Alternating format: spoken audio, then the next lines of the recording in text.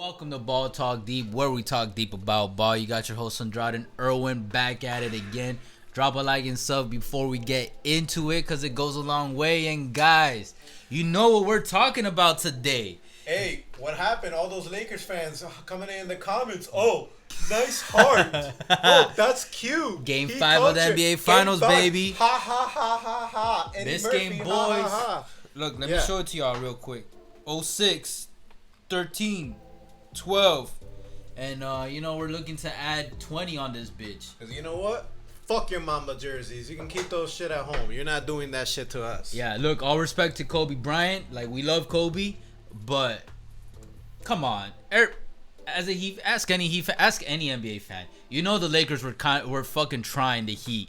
Like, we get it. You guys were trying to close it out in those jerseys, but the moment you guys made that statement by asking the NBA to fucking, we want to wear back-to-back. No fucking team wears back-to-back NBA jerseys. And I get the respect part. But it's like the moment you made that statement, it was you basically spitting in the Heat's face like, we're going to end this shit right here in Game 5.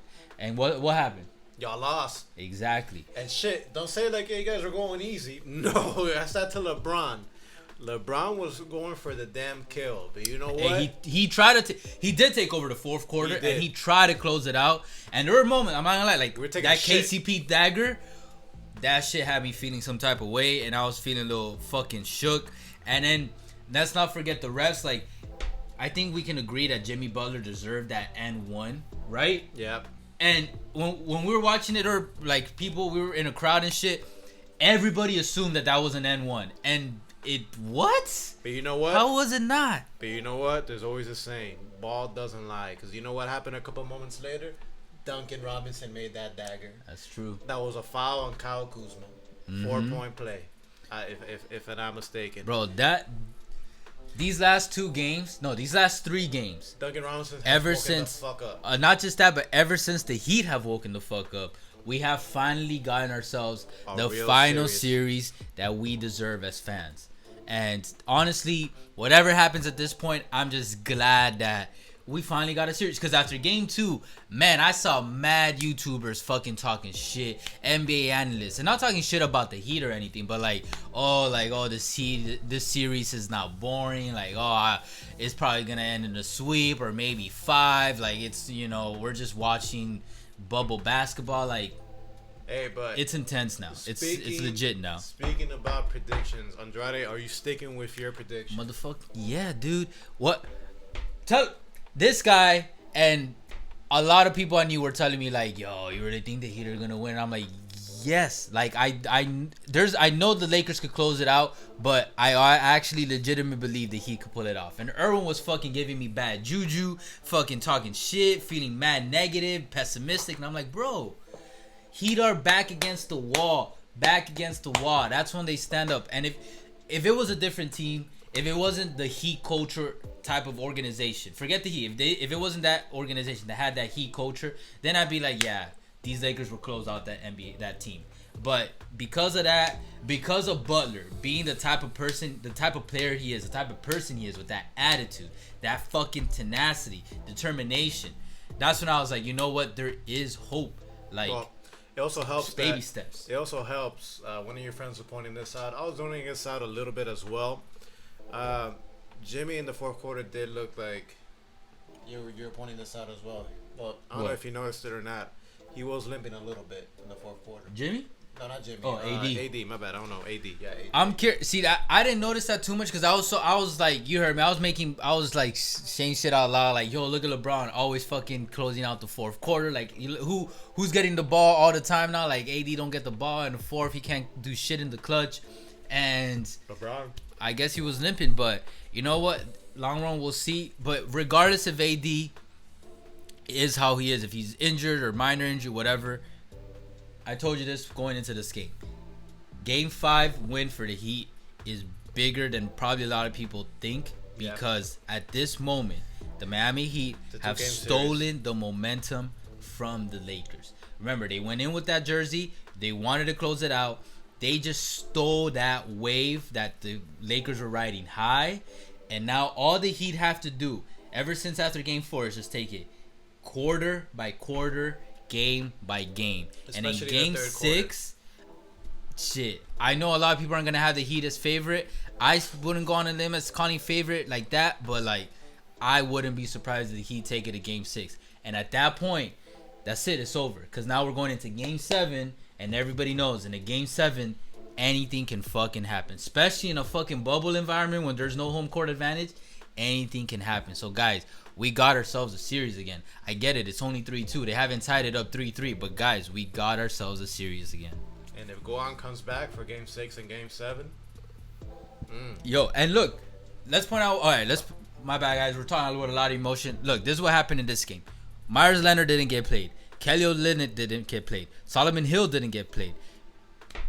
Eric Spoelstra stuck to a very, very short rotation. Yeah, very tight. He only had 8 players. 7. 3, 6. No, 3, starting 5 plus 2 6. players. It was 7 players. Oh, 7 players. Yeah. Iggy and Kendrick Nunn. Kendrick Nunn, which he did play a nice couple minutes. And going back to the Heat culture, thank God that they have that belief in themselves, and the player, like the Heat go after people that aren't egotistical. This entire time, Kendrick could have been pissed, like, yo, I'm not getting the minutes I deserve from the regular season when I was starting. Well, he's a rookie. Like, he shouldn't. after he came back, he shouldn't, but you know, he might feel some type of way because he was getting a lot of momentum and he was playing well, really well in the regular season. And then he had COVID. He was playing terrible in the playoffs early on, and he started gaining some momentum. I remember in the Boston Celtics series, I said, okay, I think he's starting to pick it up. And then finally, like, this is what the Heat always emphasize. Always be ready, because you never know when you're going to get used. And today, Nunn got his opportunity. They used him for fucking 27 minutes. That's a lot. Yep. And, yo, he stepped up. He had 14 points. And those 14 points were critical. 50% from 3, 54% from field goal. Yo, that's 4 rebounds. And this is a small-ass guy we're talking about. This guy's, what, 6'2"? 6'1", yeah. And, you know, that's NBA height. So, in reality, he might be like 6 feet or some shit.